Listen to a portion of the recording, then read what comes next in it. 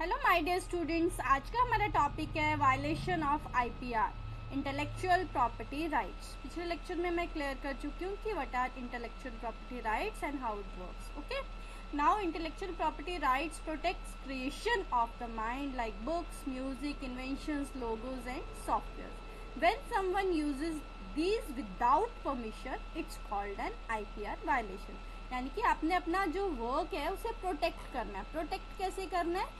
Protect करना है अपना काम पर विद परमिशन के साथ अलाउ करना है पर्सन को कि वो आपका काम जो है उसे यूज कर पाए। उससे क्या होगी? आपके वर्क की प्रोटेक्शन होगी। तो इसकी वायलेशन कैसे करते हैं? सबसे पहले जो हम काम करते हैं वो हम करते हैं प्लैगियरिज्म। हम कुछ ऐसी चीजें करते हैं जो हमें पता भी नहीं होता है और हम साइबर क्राइम में आ जाते हैं, ओके, या साइबर फ्रॉड में आ जाते हैं।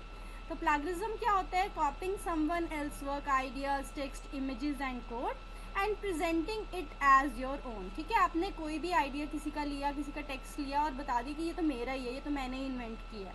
ठीक है, दैट इज कॉल्ड प्लैगियरिज्म। तो इसका एग्जाम्पल देखिए, कॉपिंग an essay from the internet and submitting it without credit.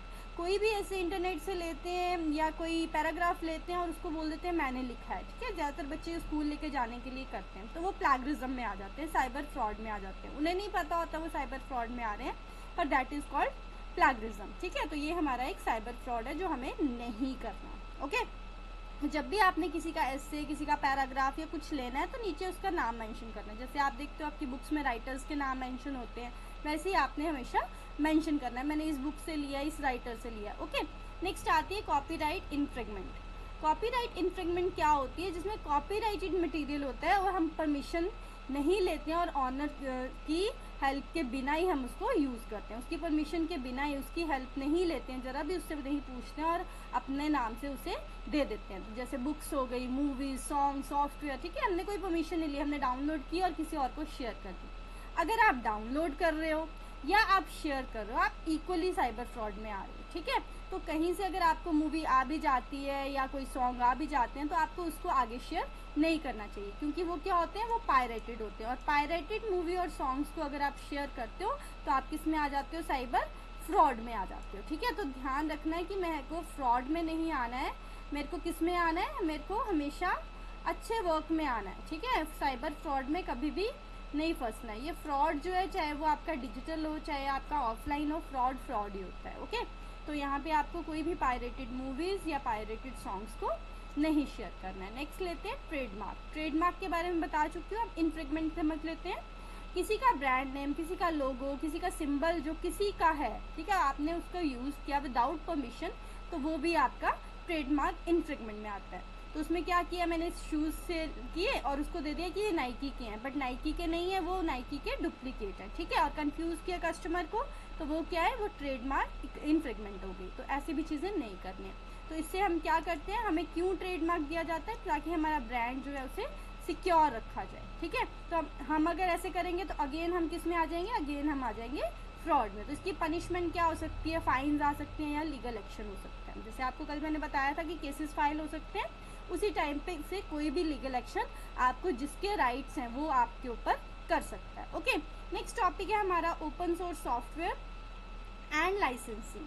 आप ओपन सोर्स सॉफ्टवेयर समझ लेते हैं पहले। ओएसएस, ओएसएस क्या होता है? ये सॉफ्टवेयर वो होता है जिसको हम फ्रीली यूज कर सकते हैं, सबके लिए अवेलेबल है।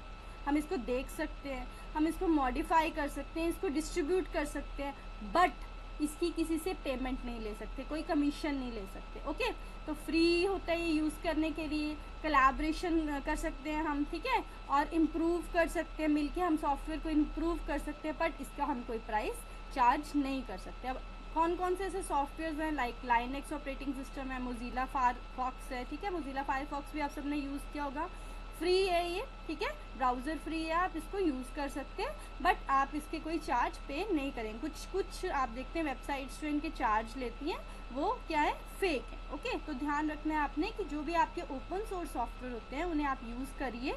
ठीक है, बट किसी को आपने चार्ज नहीं देना है, ना ही किसी से चार्ज लेना है। अब इसमें लाइसेंसिंग कैसे पता चलती है? देखिए, अब डिफरेंट टाइप के लाइसेंस होते हैं जो हर काम के लिए मिलते हैं। A license tell you how you can use, modify and share software or content। ठीक है, तो सबसे पहला लाइसेंस है क्रिएटिव कॉमन्स। अब ये किसके लिए होता है? ये कॉमन चीज़ों के लिए, जैसे आपकी इमेजेस हैं, म्यूज़िक हैं, वीडियोज़ हैं, बहुत ज़्यादा आती हैं, बहुत ज़्यादा शेयर की जाती हैं, तो इसके लिए लाइसेंस होता है, ठीक है। परमिशन लेनी पड़ती है उनको, क्रिएटर को सबसे पहले, कि अगर आपने यूज़ करना है तो वो आपको पैसों से दे सकता है, ठीक है। अब दूसरा है CC बाय SA। ऐसे होता है शेयर अलाइक, कि अगर आपने कुछ उसको यूज़ करना है तो आपको क्रेडिट हमेशा किसको देना है? जिसने बनाया है, कि शेयर उसी क्रेडिट पे होना चाहिए, यानी कि उसी पर्सन के नाम पे होना चाहिए, अपने नाम पे आप उसे यूज़ नहीं कर सकते। और CC बाय NC होता है नॉन कमर्शियल यूज़ करो, आप फ्रीली यूज़ करो, बट उससे आप पैसे नहीं कमा सकते, ठीक है। तो CC बाय नॉर्मल CC क्या है कि क्रेडिट्स के साथ ले लो। दूसरा है कि अगर आपने शेयर किया है, वर्क किया, तो उसको उसी के नाम पे चलेगा हमेशा वो। तीसरा है कि नॉन कमर्शियल, मतलब आप उससे पैसे नहीं कमा सकते, ठीक है। पहला लाइसेंस ये हो गया। नेक्स्ट लाइसेंस होता है GPL, this is called general public licence. ये ओपन सोर्स लाइसेंस होता है, स्ट्रांगली वर्क करता है ये, ठीक है। आप इसमें सॉफ्टवेयर को यूज़ कर सकते हो, मॉडिफाई कर सकते हो, डिस्ट्रीब्यूट कर सकते हो, ठीक है। फ्रीडम है आपको सॉफ्टवेयर की, आप प्रॉपरली इसको यूज़ कर सकते हो, ठीक है, पर उसी पर्सन के नाम पे यूज़ करना है आपने। नेक्स्ट है आपका अपाचे लाइसेंस। अपाचे लाइसेंस एक परमिसिव लाइसेंस होता है, ठीक है। इसको भी मॉडिफाई कर सकते हो, यूज़ कर सकते हो, डिस्ट्रीब्यूट कर सकते हो, ठीक है, बट आप इसको शेयर नहीं कर सकते। जो भी इसका मॉडिफाइड सोर्स कोड होता है उसको आप किसी और के साथ शेयर नहीं कर सकते, ठीक है। और ये आपके GPL से ज़्यादा आपको फ्रीडम प्रोवाइड करता है, सिर्फ आपको शेयरिंग नहीं करनी है, बाकी आपको प्रॉपर लाइसेंस जो है वो मिलता है। तो ये 3 टाइप के लाइसेंस हैं जिससे आप फ्रॉड होने से बचा सकते हो अपने सॉफ्टवेयर को। तो ये एक इम्पॉर्टेंट टॉपिक है, ठीक है। जो भी हम टॉपिक करें वैसे सारे ही इम्पॉर्टेंट होते हैं, क्योंकि ये जो है आपकी डेली लाइफ से भी रिलेटेड है। आपको जो भी वर्क करना है उसका ध्यान रखना है कि कहीं मैं साइबर फ्रॉड में ना आ जाऊं, क्योंकि मैंने आपको बताया कि इस टाइप की हमें पनिशमेंट होती है, फाइन्स होते हैं, लीगल एक्शन होता है, आपके इंटरनेट कनेक्टिविटी बंद की जा सकती है, आपका IP एड्रेस क्लोज किया जा सकता है, कुछ भी हो सकता है।